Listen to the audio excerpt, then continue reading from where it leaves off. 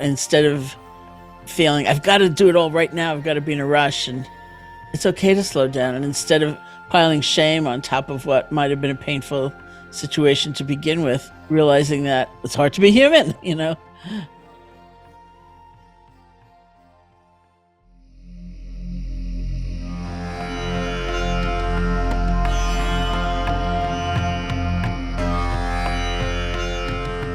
Hello, and welcome to the Metta Hour Podcast with Sharon Salzberg.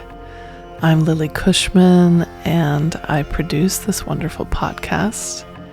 And today we've got episode 207, which is part of the Real Life series, celebrating the book by the same name, you guessed it, Real Life, which is now available everywhere. And today's episode is a recording of the launch party that took place on April 11th, 2023, in case you're hearing this at some time in the future.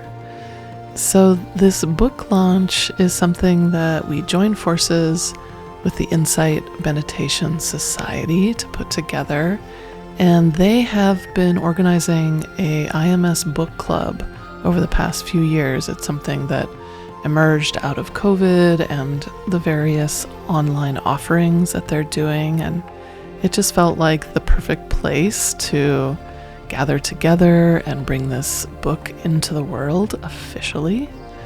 So for the event, Sharon was joined by the wonderful JoAnna Hardy, who is an Insight meditation teacher, and also Dan Harris, who you may know from his 10% Happier book and podcast and app. So it's a lovely conversation. And if you're someone who enjoys reading, who's a book person, you might love to get involved with the IMS Book Club. It's totally a free offering, and the way they organize it is a Dharma book of the month, with discussion and the authors coming together. So it's a great way to be in community, to learn together, and to explore the books you might already be reading in a deeper way. So before we get to the episode, a couple of announcements. We want to send out a big thank you to everyone who has supported this book, Real Life, coming into the world. It has officially been born and is now available everywhere in hardcover, ebook, and also audiobook.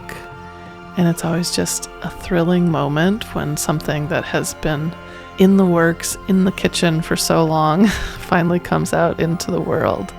So we're excited for you to meet this book.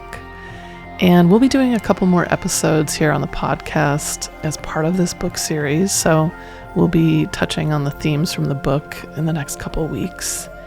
And for those of you who are interested in supporting this book a little bit more, one of the great ways you can do that is a good old-fashioned review on Amazon. And I know not everybody is a big fan of Amazon. They still tend to be a pretty formidable influence in the book world.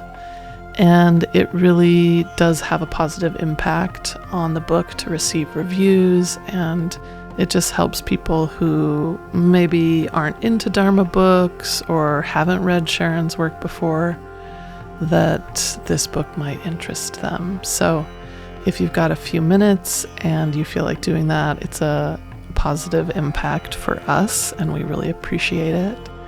The last announcement is that on April 23rd, Sharon's going to be offering a day-long workshop all on the themes of this book.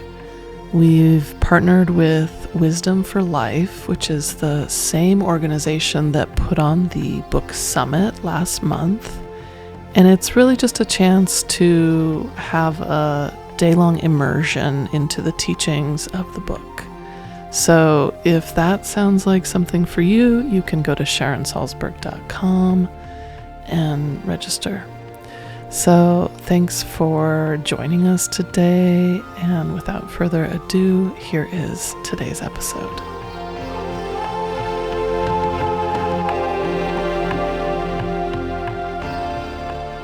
Hello, well, good evening, good afternoon, depending where you are.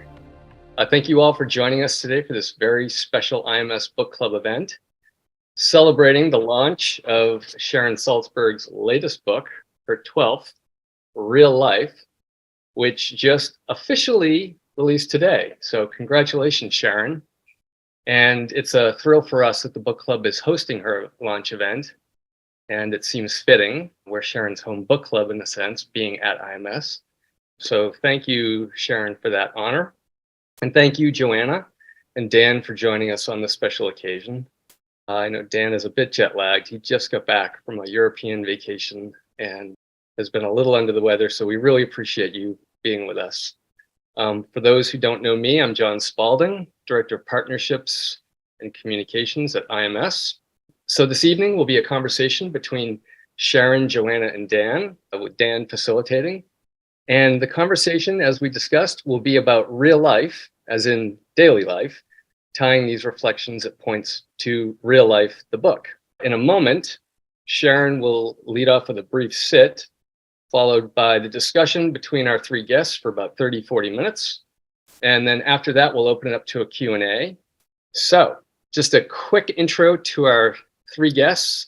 Sharon Salzberg is, of course, a central figure in the meditation world, renowned meditation teacher, and is co-founder of IMS. She is the author of now 12 books, 3 of which we featured with her here in the book club. And these books include her New York Times bestseller, Real Happiness, Loving Kindness, and Real Change. And she is the host of her own podcast, The Metta Hour. JoAnna Hardy is an insight meditation practitioner and teacher. She's on the faculty at the University of Southern California and is a meditation trainer at Apple Fitness Plus. She's a founding member of the Meditation Coalition, and she is also an IMS teacher. And Dan Harris is the author of the #1 New York Times bestselling memoir, 10% Happier. He's also the host of the 10% Happier podcast and co-founder of the 10% Happier meditation app. For 21 years, he worked at ABC News, where he anchored such shows as Nightline and the weekend editions of Good Morning America. So thank you again, the three of you, for being here, and for all of you for joining us. And with that, I will turn it over to you, Sharon. Well, thank you so much. It is really a delight to be at the IMS book club. It's like the home team or something like that. And it's really a delight to be with my friends here and everyone who's listening.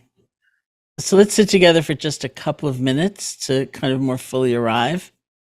You just be comfortable, be at ease, close your eyes or not. Let your attention settle on the body or on the breath. And the operative word is rest. We just want to rest our attention. Nothing to create or do or strategize.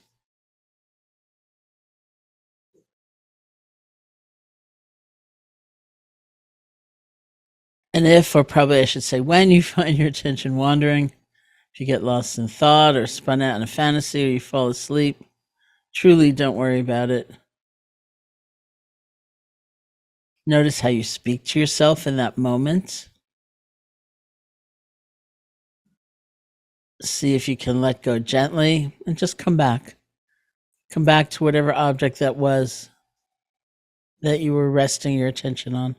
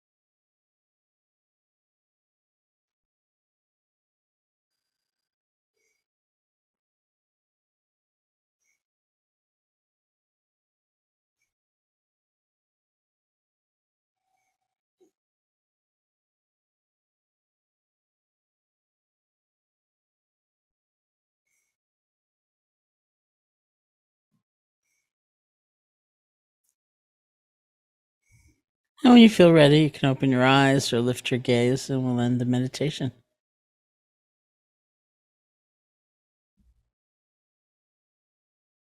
So thank you. And Dan. Thank you, Sharon. Congratulations on the book. Thank you. Why real life? What does that mean? What does it mean? Well, it was written when I was living in pretty strong isolation during the pandemic height, and everyone was kind of experiencing, those who were living that way and not going out to work every day, experiencing a lot of virtual life. And my publisher actually approached me about writing a book, and he said something in the real series. So I thought, okay, what's bigger, like getting bigger in concept than love, as in real love or change? And I thought life, just life itself. And what is life now? And what does it feel like? And what might it become? And so that brought me to real life. I think one of your quotes that always rings in my head is that we don't meditate to get better at meditation. We do it to get better at life. It's true. It's true. It's also frustrating for people sometimes, because if you are meditating, if you do have a meditation practice, it seems quite natural to look at that 15 minutes a day or half an hour a day, whatever it is you devote to the formal practice. You look there for signs of progress and change and the benefit of the practice, and you might not see it there. And it doesn't matter, because what matters is life. Like, I have a friend, and a story I love to tell, of someone who took me out to lunch in New York City some years ago and said, I just have to confess something. My practice for about 3 years now has been loving kindness meditation, whether I'm on retreat or I'm sitting at home. And I can't honestly say my meditation practice is so very different from what it was 3 years ago. He said, but I'm like a completely different person. I'm different with myself. I'm different with my family. I'm different ethically. I'm different with my community. And then he looked at me and he said, is that enough? And I said, yeah, I kind of think it's enough. Yes. I remember shortly after I started meditating, I was at a cocktail party, and I overheard my wife saying to somebody, Dan started meditating and he's less of a shithead. And I remember thinking, well, that's a really good data point. I mean, that, I hadn't seen any benefits up until that point, but that my wife was seeing it was really important. Yeah. So you talk a lot in this book about the concept of openness. What is that? Well, in good Buddhist fashion, I'll start with the problem, which is constriction. And I was trying to distinguish constriction, or that state, from being one-pointed or determined or intentional, which is not the same. I was really thinking about those states where we feel trapped. We feel so overcome with fear that it defines our whole sense of what might yet come, or so overcome with craving that we can't imagine ever being happy except with whatever or whomever. And it's those states where the world kind of shuts down and we don't have a sense of options. We feel disconnected. We feel incredibly alone. That caused so much suffering. And so I was kind of tracing the evolution, not to the point where these states never appear, but where we can surround them with such a different energy that's so much more spacious and open, that possibility returns, and we have a sense of options, and we're reconnected to others and to a bigger world. And so that's our journey. So the fear or the anger or whatever comes up, and we don't have to stifle it. We don't have to give into it. We can just be aware of it mindfully. And that's openness. Yeah. I mean, it sounds a little cold, we just have to be aware of it mindfully. But first of all, it's not that easy. And the nature of mindfulness has this sense of space and spaciousness. And in that openness, it's not vapid, it's opening the door for creativity, for love, for so many things to arrive that are not really going to come when we're entangled, when we're feeling lost or overcome. But you said a very important thing, which is that fighting those states and hating them and being ashamed of them, it just doesn't work. We just end up further enmeshed, and it's not going to be onward leading. Let's bring in JoAnna. JoAnna, you've been teaching meditation for a minute. What do you hear most frequently from your students about whether or not they're able to apply their practice in their life, and how do you talk to them about that? Yeah, it can be so interesting because I'll speak to people who've been meditating for 40 years and still do not know how to be in an open, loving conversation with somebody, right? Like they've become amazing meditators, like you were talking about earlier, but yet there's still a contraction. I love the contraction and expansion. I feel like I use that all the time. And then yet what we talk about the most is this place of love versus fear, or I think Socrates, he calls it love or justice, right? Is what it is said. Are you in a place of love right now or in a place of justice? And justice is often that place where we need to be right. And so when I'm teaching it, my favorite thing always is really to take a deeper, stronger breath, and just finding the space in the body, expanding that space in the body, for me, inevitably expands my mind. It just does. It has that kind of magic in my world. So, and many people can be fearful of the breath. And that's something that I'm really trying to work with students also, is how can we do something other than the breath that can have that same expansive effect? And, the hands, the feet, where am I right now? These are places that we can always come to. Sometimes when I say this and people are like, but that's so elementary. And it's like, well, it's really not. It's really almost every time it works. It works to bring us back. And it's an exciting place, that Mitzrayim. I love how you talked about that, the narrow place. And then, it's so beautiful when we can philosophically look at how we shut down, how we close off. And, so many of it, of course, is historical and how we were brought up maybe, or whatever is in our history or lineage. And then can we come into contact with that? You talked about knowing people who'd meditated for 40 years. They were great meditators, but couldn't be in a warm, open conversation. Like, I have a hard time computing that. How can you be an excellent meditator, but a cold fish with other actual human beings? Yeah, and I'll rephrase that as, when I say a good meditator, like maybe they'll sit these month-long retreats, or they'll sit daily and they're really very committed to it. Yet there's a lot of judgment or shutdown or opinion or stagnancy in view that might not welcome, especially what needs to be welcomed now. I mean, it's just mind-boggling what I need to learn to be able to live in this world as a compassionate human. And so when we're shut down to wanting to understand other people, but we're really great at being still and quiet and can kind of get silent easily, I don't know, it feels like a miss right now for me. Yeah. Yeah, I do see this among some of the meditators. I know that there can be a penchant for judgmentalism. And it reminds me of that quote from the Buddha. I'm not sure he actually said this, but it's, Sharon, you or JoAnna, you can fact check me on this, but he said something like, those who cling to views wander the world annoying people. I don't know. It's a great quotation.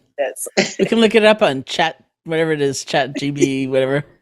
Maybe. Well, you know what my current mantra is? We sometimes get a phrase that kind of encapsulates our view on life. Like my friend Sylvia Borstein, who describes herself as a recovering catastrophizer, where something will happen, like her 60-year-old child won't answer the phone and her mind goes to the worst has happened.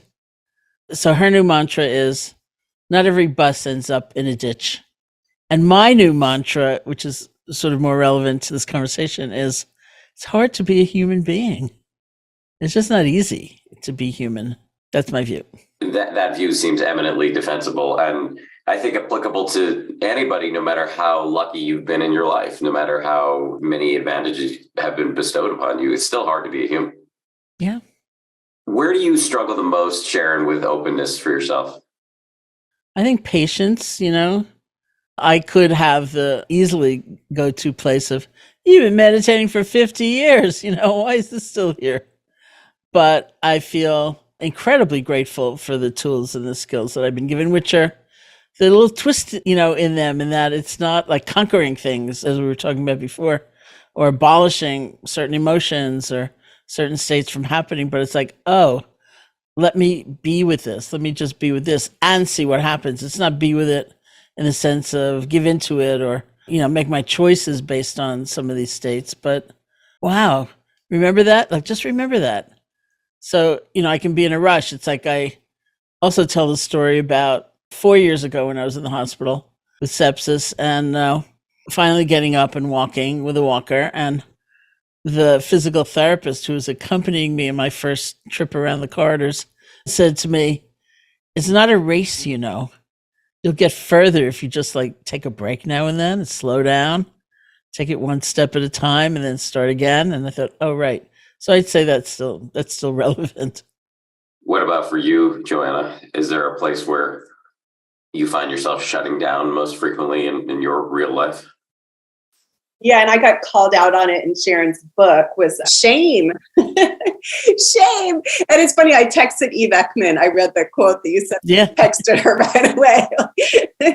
This is here. And, I hope it's okay to say this, but one of my most shameful moments that I remember was actually in contact with you, Sharon, when I said a few things in an interview. And it was so impactful. That was when I really came in touch with shame for myself. But it was that moment of freeze. It really was like that. Cannot think, cannot do anything. But again, it goes back to this. This was my childhood. I was not okay. And I think you even word it like that. I wrote what you wrote is we ourselves are a mistake. And so that will interestingly, obviously I have a different ability to hold it in that expansive state now because I take that deep breath, but it comes nonetheless. But I do learn from it. I feel like it has that Hiri moment, that guilt moment of, okay, how can I learn from this? And usually for me, it's keeping my mouth shut. I don't keep my mouth shut enough often. So I've gotten much better at that. But yeah, I think that's my sticky point. But I think what's so interesting, in both these examples, and we can probably ask Dan, but sometimes society promotes these very states as the most important to cultivate and the most beneficial.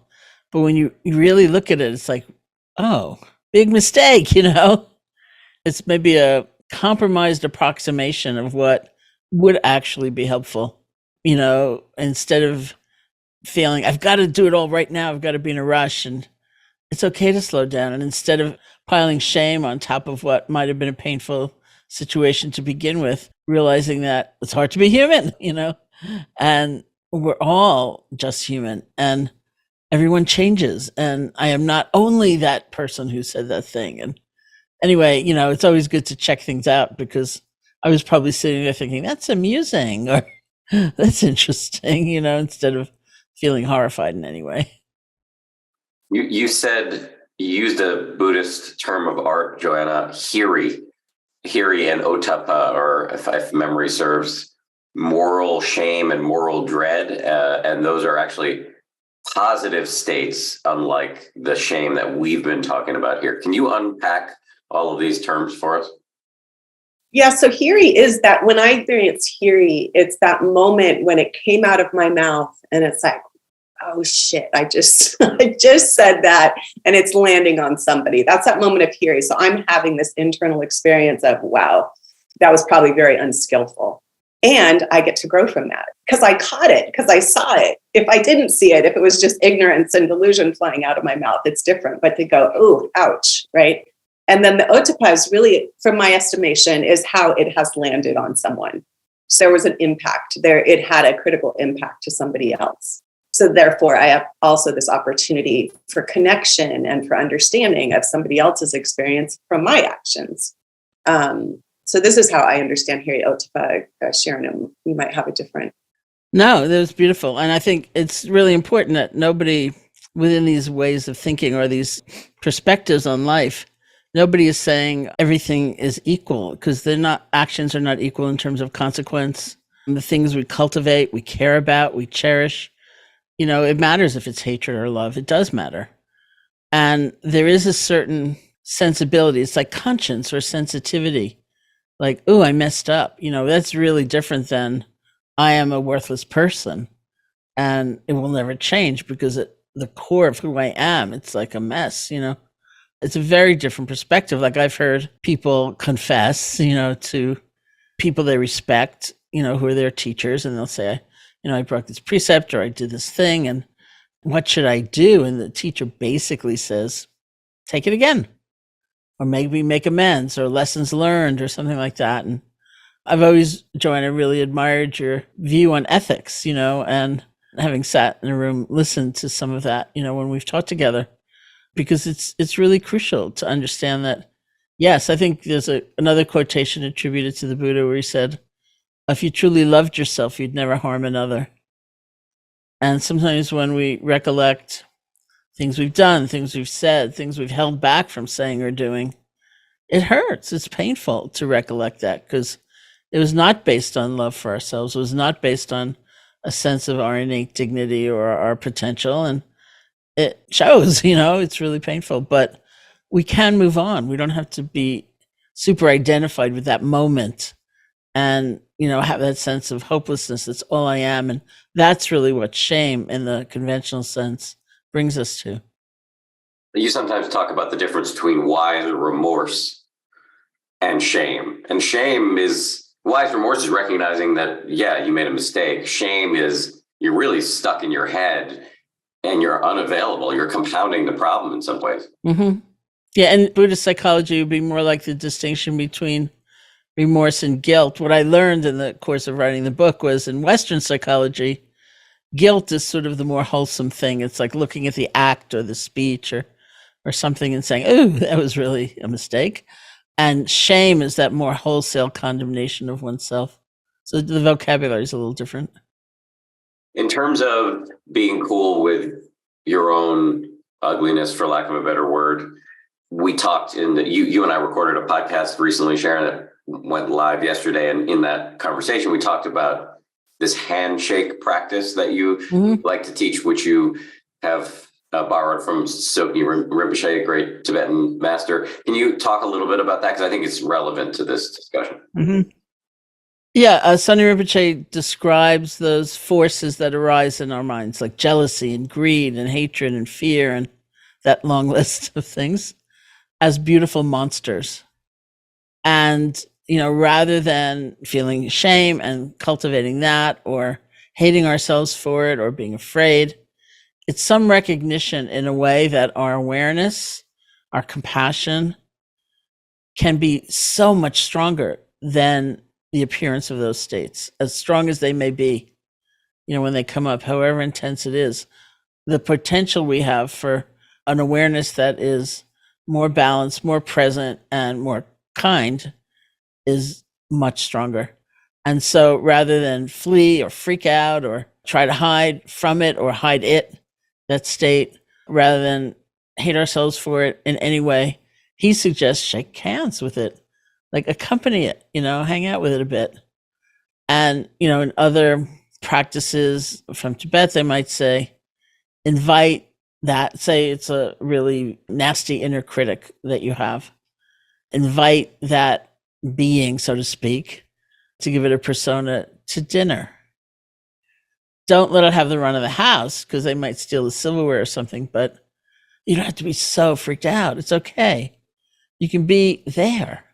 You're stronger than it, in other words. And it reminds me a little bit of maybe a psychological perspective in the West of the habits we form maybe when we're really helpless, when we are a child, when it is a question of survival or in time of extreme suffering or trauma. Those can be wise adaptations. Like, could be very smart to go numb, something like that. But you don't want it to be your go-to place forever, and the only option you sort of seek when things are tough. And so in those times, you can remind yourself, I'm an adult now. There's skills I have, there are options I have. There's something bigger going on. I can bring a different perspective, which is not the same as hating that force, that habit at all. And so I once suggested that having, your inner critic for dinner, and someone in the room didn't like it. And I said, okay, how about inviting them in for tea? And they said to me, how about a cup of tea to go? And I thought, okay, if that's the extent of your hospitality, fine. But you get the point. That's the essential point. Yeah, that's where sitting on the cushion, those moments of really sitting and being still with myself, helped me get so much more courageous and brave in those moments to then be less afraid of conflict, to be able to, when those words hurt somebody, to really be able to go to them, not with a I'm sorry kind of, superfluous apology, but really a depth of ouch. And being less afraid to really be, and again, that's that connection, right? That's that togetherness. That's how we live our life, is not alone. So what that allowed me to do was I can almost say, have a conversation with anybody now when I feel like I've maybe hurt someone's feelings or done something that wasn't so great. Can you break that down a little bit further, JoAnna? Like, what is the relationship between sitting on the cushion for an extended period of time and being confronted with your madness and being able to withstand a difficult conversation? So the bravery came, for me, first it started with loneliness. Okay, coming into contact with loneliness. What does loneliness actually feel? Where does that live in my body? What do I do? What is my typical behavior when I feel lonely? Right. So that's a for instance. Loneliness I would act out of, or anger I would act out of, or fear I would act out of.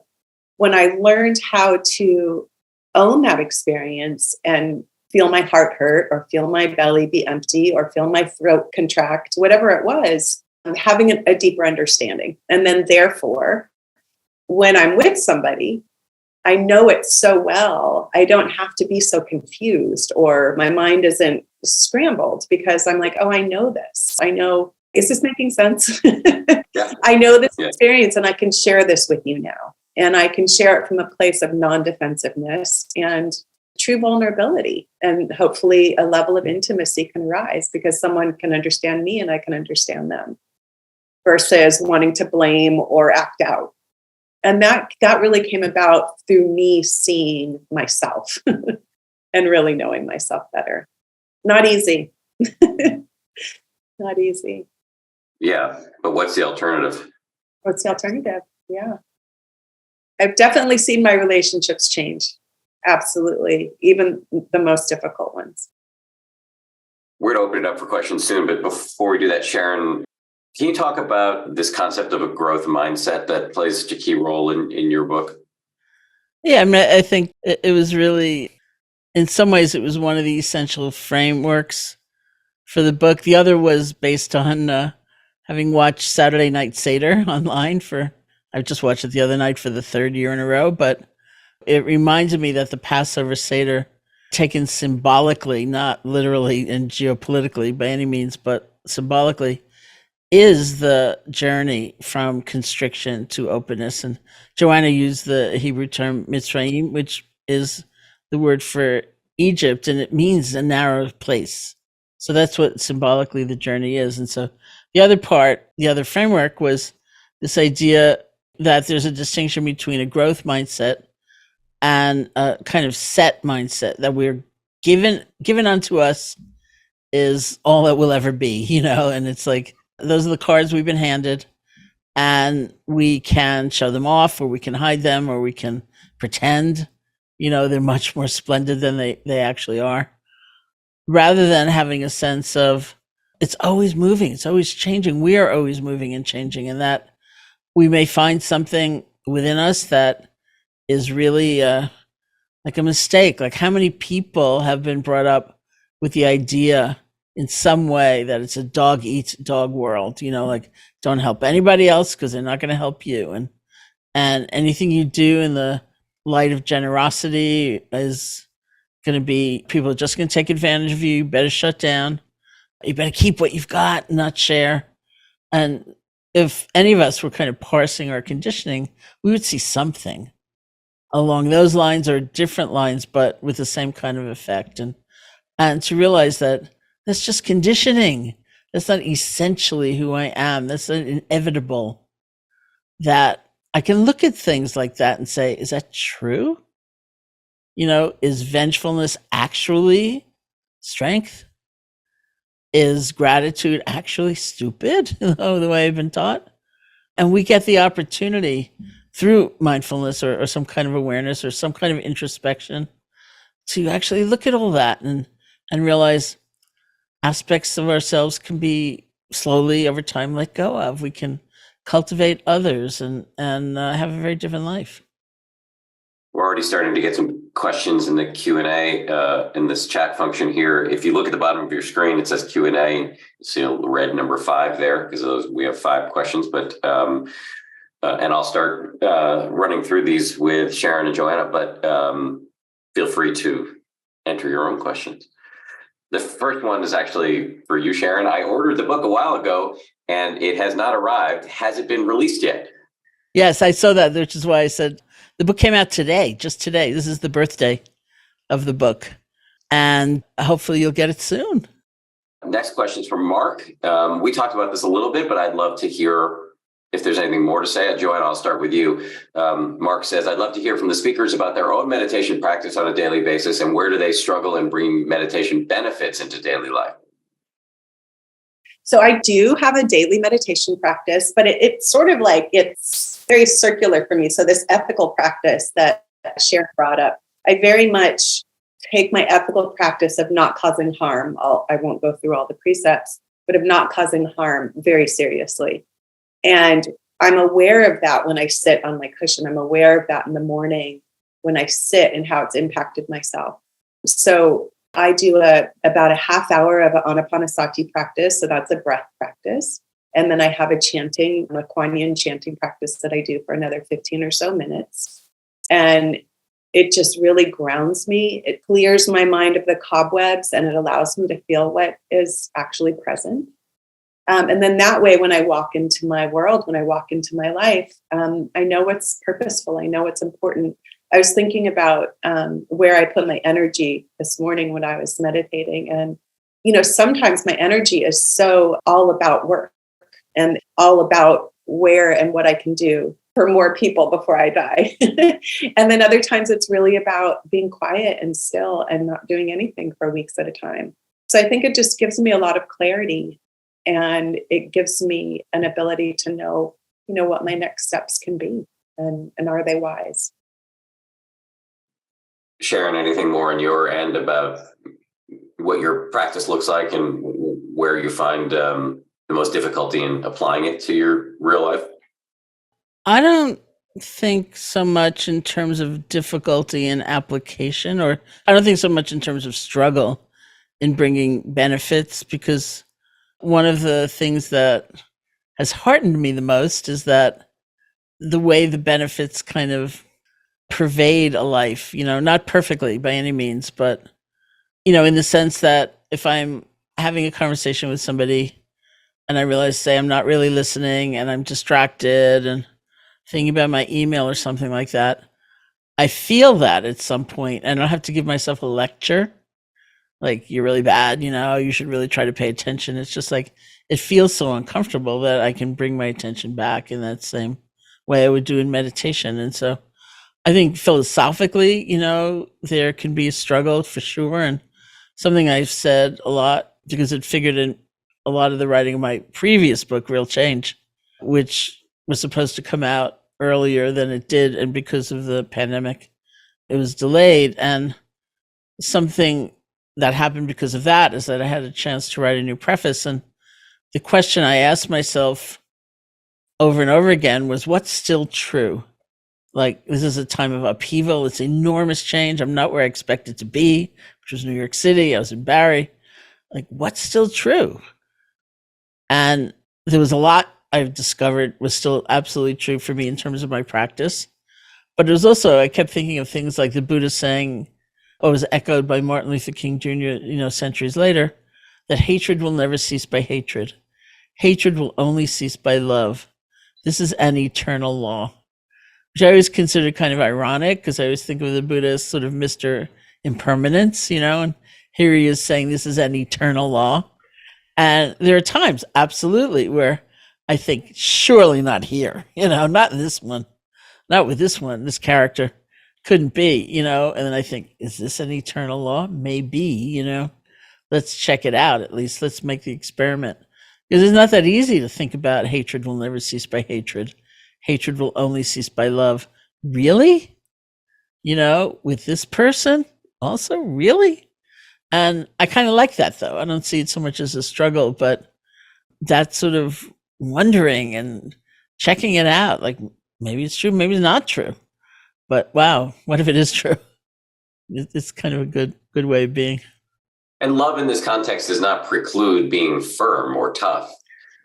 No, it couldn't. I mean, that would be ridiculous. You know, that it doesn't mean you like somebody or you approve of them or you're gonna make sure that their agenda, succeeds at all. We know there's such a thing as tough love or fierce compassion, and the action one takes may be really strong and intense, or you might decide, I'm not going to be in the same room with this person. It's not safe. There's lots of possibilities for action, but the heart space, doesn't necessarily need to be embittered and afraid, terrified of somebody and kind of consumed with their action. It's like we can spend most of the day thinking about someone else's action instead of like having a life, Along those lines, Karen asks, and maybe JoAnna, you want to weigh in on this, how do we address feelings of mistrust in people in our society that we meet and don't know very well? It's hard to stay open to others when there are so many sick people in society today. Yeah, I mean, I have the unfortunate obsession of being on social media. And so I get to see the best and the worst. And, just literally today, I was just like, that poor person, they were being incredibly abusive to an animal. I'm a big animal activist. And I went, what kind of pain must this person, you cannot cause that amount of harm if you're not in pain, And so it's interesting how, and this again is what I think this practice can do for us, is we can be so surprised by what arises. Like what is the litmus test? If I see something, it's interesting to recognize, am I hating right now, or am I seeing with clarity what this person must be going through also? And that just arises. I can't make it happen. I don't know if I'm answering the question. It's just more of my line of thinking. But us judging, condemning, fighting is not going to solve the problem. Us having clear, honest response, absolutely. What can I stand for? How will I show up? Absolutely. So it's, how will I show up has become very important to me, and my integrity means a lot. So we cannot control other people. Can't do it. I've tried.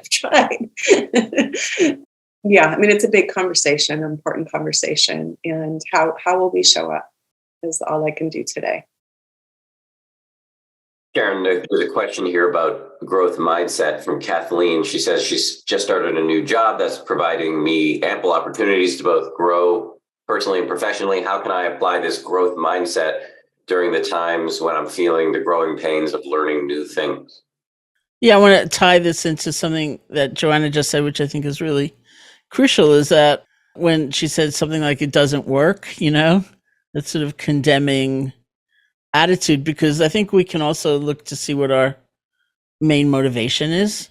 Like, do we want to see a resolution, or do we want to feel better than everybody else? What do we want? And what do we want most fundamentally? Like, do we have a kind of North Star that's guiding our choices and our actions a lot of the time, if not all the time? And that's really helpful to see. And if it's to learn or to find a way of mentoring somebody without looking at them and saying, you're an idiot, you don't know anything. If that's what we say, we have to say, what do I really want? Do I just want to prove my superiority all the time? Or do I want to actually impart something here? And so I see it in the same way, having that kind of growth mindset, because there are times we are all beginners again, which is kind of a funny moment, where we may have been incredibly polished and quite good at something, and then it shifts and we're at the beginning again of learning something new. And many of us were not also brought up with a kind of love of learning and that feeling of almost innocence or ignorance, which can be really great. Like, it can be painful, but it's mostly painful, I think, if we denounce ourselves for our clumsiness or our awkwardness, or we blow it in some way, we make a mistake and we think that's unforgivable, instead of feeling like, oh, I was bold enough to make a mistake. I didn't stay within the lines when I was drawing. And I think it takes a whole reorientation toward not being perfect, and that's allowed. And this is how things go. Like, I also am on social media, and So I am also watching like a lot of things. Like you think someone put that up, like wow. But realizing how rare that mindset is. Like I made a mistake. What can I learn from it? Rather than I made a mistake, I'm like a hideous person. And seeing, well, if I could share more of that, that would be well worth doing. I'm going to pair a comment here with a question. Becky writes, not a question, but feeling like I'm in a room with friends and beloved teachers. Many thanks to the light you continue to bring into the world. And then right above that is a question from an anonymous attendee. What's the role of Sangha, which is the Buddhist term for community, in supporting this work? I don't know many places where folks can talk about this work. You want to take that one, Sharon? Yeah, Sangha does mean community, and it is really important. And I think if you don't have a place in your immediate circle of people, I would find a place online. And I know IMS, for one thing, is developing lots of cohorts and affinity groups, and including one on metta or loving kindness, which is coming down the pike for people who are especially drawn to that practice, and because it's really helpful. First of all, it reminds us we're all human. I mean, I can remember my very first retreat, which was in Bodh Gaya, India, in 1971, and January of 1971, and the men were all sleeping up on the roof under a tent. The women were all sleeping on the floor in the corridor surrounding the meditation hall, and the teacher was S.N. Goenka. And for some reason, after lunch one day, he went to where people were staying and just asked one after another, how was your practice? What are you experiencing? And so on. So you could kind of hear the stories as he was coming closer. And if I wasn't in terrible physical pain, I was sleepy all the time. And I just felt, I can't admit that, I can't tell him, like, what a disgrace. And he got to the person just next to me. Hi, Mirabai Bush. That's who it was. And he said, how are you doing? And she said, I'm so sleepy. And I thought, thank goodness, somebody's going to get the answer. And which she did, but it could have been me. And then the next person could have said, oh, wow, it's not just me. And it's really, really helpful. And I think it worth finding if you can. JoAnna, for you, this question has to do with age. This is from Jamie. As we age and lose our mental faculties, how do we retain an openness? And how do we manage expectations of others who deteriorate mentally and lose their openness and their care for the world around them? That really touches me. I spent the day on Easter with my father, and so I'm watching him be this, 6'4" strong man in my life. I'm watching him barely able to walk, and actually sat in his lap on Easter and just rubbed his head for a minute. It goes back to that imperfection again. In our society, we have this idea that aging is just not okay. And it's so tender and beautiful and wise. And I am watching friends have grandchildren and parents dying. There's just so much tenderness. And all I can say is heart, tender, compassion, love, acceptance, understanding. This is one of the truths, right? Old age, sickness, and death. And it's here. How kind can we be to ourselves and to it? And turn off the media that wants to say we need to stay 35 forever. Beth asks, Sharon, have you ever considered writing a book called So You've Had a Spiritual Awakening, Now What? I think Jack Kornfield wrote that. What's it called? After the Ecstasy, the Laundry. One of the best Dharma book titles ever. Second only to Who Ordered This Truckload of Dung? Who wrote that? I don't know. It's back there somewhere, but... maybe Ajahn Brahm, I think, actually wrote it. Yes. No, I think this is book number 12. I think I'll breathe in for a while. Actually, not that long. I have another book coming out in October. JoAnna, Sarah Beth asks, I'd very much like to hear more about how best to get through what I call a meditative drought, where I really can't feel much difference in my life. I know change is there, but I can't feel it. I've meditated daily for several years. One of the drought phase symptoms is being bummed about the drought phase. Also, I can't skip this chance to say thank you from the bottom of my heart. I could talk for hours about the difference each of you has made in my life. Thank you so much. Thank you, Sarah Beth. In terms of the drought question, JoAnna, what say you? Yeah, been there. And, I like to challenge myself because typically we're so used to shopping around, right? If this isn't working, I'm going to try this. If this isn't working, I'm going to try that. And how we can get into this thing like, well, and then we never really get anywhere. So what I prescribe to, I have a few students on this call who will say, I will make you stay right there. Like if it's boredom, like, can I identify, is this drought really boredom? What does boredom feel like? What is the experience of having nowhere to go and nothing to do? Which is, I think, typically, when we meditate, we want something to be happening. We want change to happen. We want to feel better. We want to feel less stressed. We want to sleep better. We want to stop eating too much ice cream, whatever the things are that we think can happen through meditating. There's almost the challenge that I really appreciate is, what if absolutely nothing is happening? And again, this is where a lot of times we can get really contracted and constricted and tight. And watching that, feel where the tightness comes in, and see if you can say to yourself, for a month, I'm going to be in this drought. What is drought? Drought's a great word. What does drought feel like? Where does drought live? Is it in my mind? Is it in my belly? Is it in my heart? Is it in my throat? And just really this is where the investigation and the curiosity in our practice can become so alive. And try to kind of check it out and stay with that experience of, nothing's happening right now. And I wish I could talk to you in a month. Alexandra writes, I have very much enjoyed this conversation. I have a question about Sharon's new book. Does it touch on authenticity and being real? I would love to hear what being authentic means to you all. I would love to hear your thoughts on that. Thank you.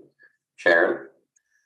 Yeah, I mean, I think in some ways that's at the heart of it, but it's sometimes we use the term authentic kind of in a different context. It's almost like, yeah, they're mean and they're cutting people down and they're promoting themselves exclusively, but they're so authentic, but they're so authentic because they're putting it out there. They're not like obeying social niceties or trying to pretend to be somebody else. But that's not how I would use the word authentic, because I think we're capable of so much more than that. And, it goes back in a way in my mind to, if you truly loved yourself, you'd never harm another. And understanding that also implies in a way that we have potential, every single one of us, not because we did something special to deserve it, but just from being alive, we have potential for a kind of greatness of heart. We do. And we don't live it out. We don't reside there very often. And so what would it mean to actually trust that a little bit, or to explore that? Certainly, that's more what I would call authentic. Like, what's underneath some of the conditioning and the habit and the ordinary ways of being? Like, what do I discover?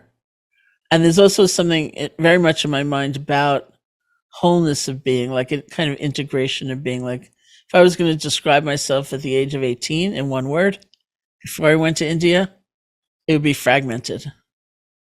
And we see it all the time, the way we have like role identification, and people say I'm a totally different person at work than I am at home. Or my favorite example of that was teaching somewhere, and someone raised their hand and they said, I feel filled with loving kindness for all beings everywhere as long as I'm alone.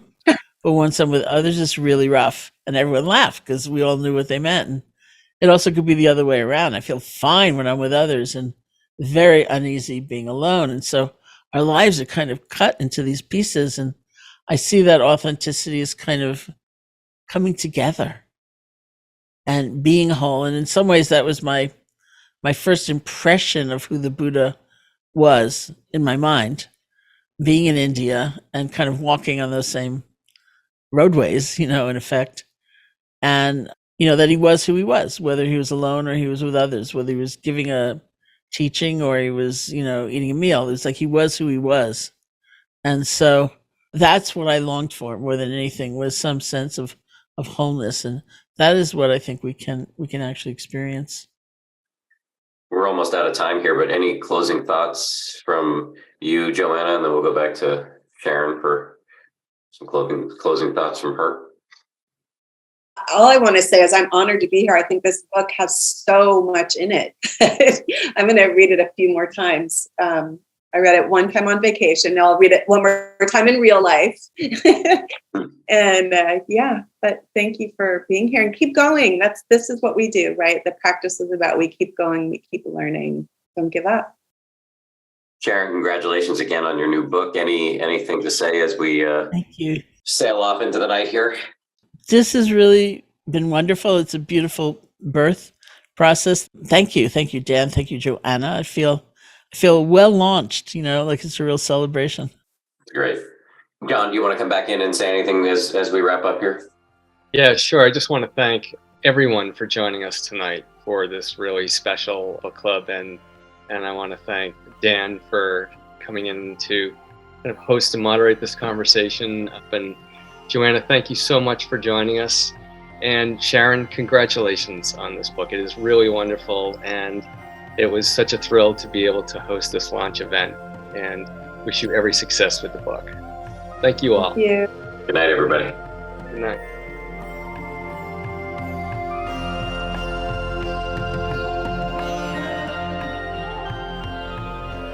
Hey folks, thanks so much for listening. If you would like to hear more about Sharon's work, her different online events, or guest podcast appearances, really all things Sharon, you can visit SharonSalzberg.com. This has been the Metta Hour Podcast on the Be Here Now Network. May you be safe, may you be healthy, may you be happy, and may you live with ease.